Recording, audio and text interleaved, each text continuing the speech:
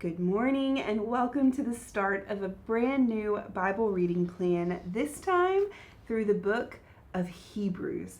I'm so excited today just to give you an introduction to this book.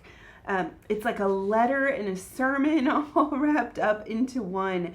And there's a lot of things we don't know about it, and there's a lot of things we do, but there's one goal behind this book that I just want to tell you a little bit about. So a brief introduction on this book of Hebrews.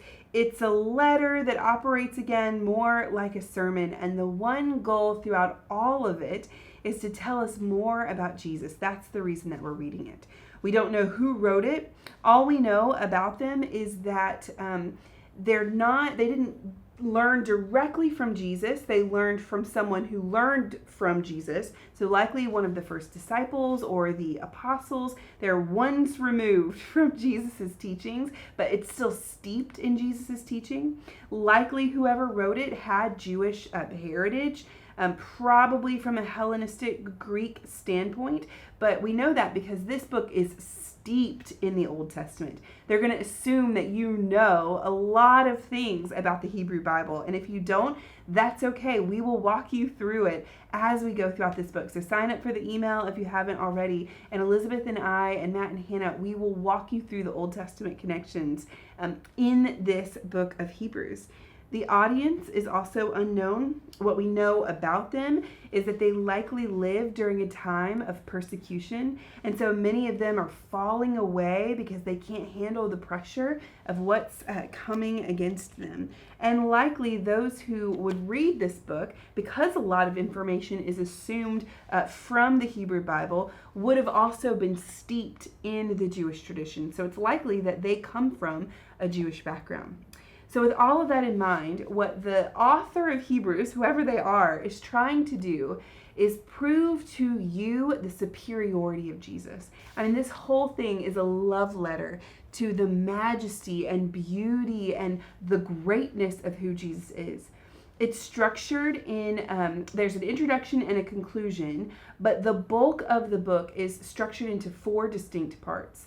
And each of those parts is designed to show you how Jesus is greater than something. So, for example, in the first 2 chapters, he's greater than the angelic beings and the Torah.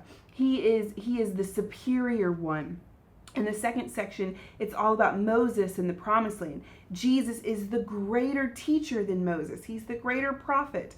The third section will focus on the priesthood. Jesus is the ultimate and greatest high priest. And then the last section will be all about the sacrificial system and the covenants. Jesus is the greatest of the covenants. He brings all of that to fulfillment. And we get a hint that this is the direction the author is going within the first 3 verses. Just listen to this. Long ago, at many times and in many ways, God spoke to our fathers by the prophets. But in these last days, he has spoken to us by his Son, through Jesus, whom he appointed the heir of all things, through whom he also created the world.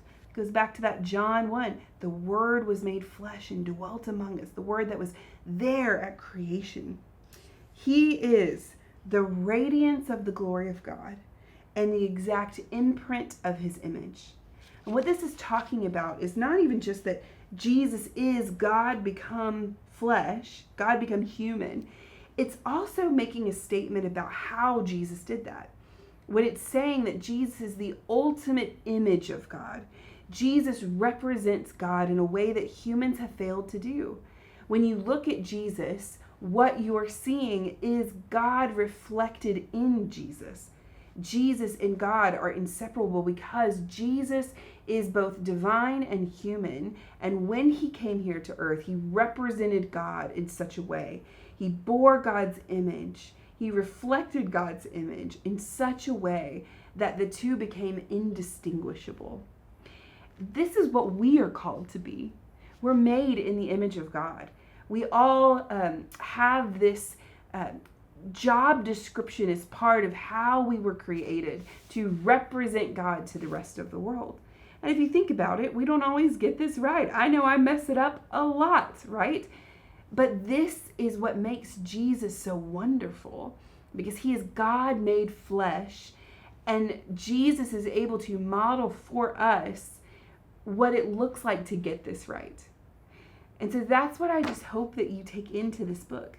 I hope that you approach this with a lens of a desire to fall more in love with Jesus, because I think that that is what the author of Hebrews wants us to do. To see that even when we face persecution, even when life takes a left turn and goes awry, to remain faithful because Jesus is worth it.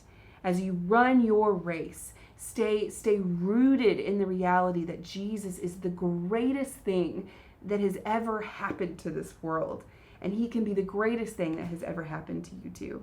And so my prayer as we go on this journey together is that we would fall more in love with Jesus as we read. Amen.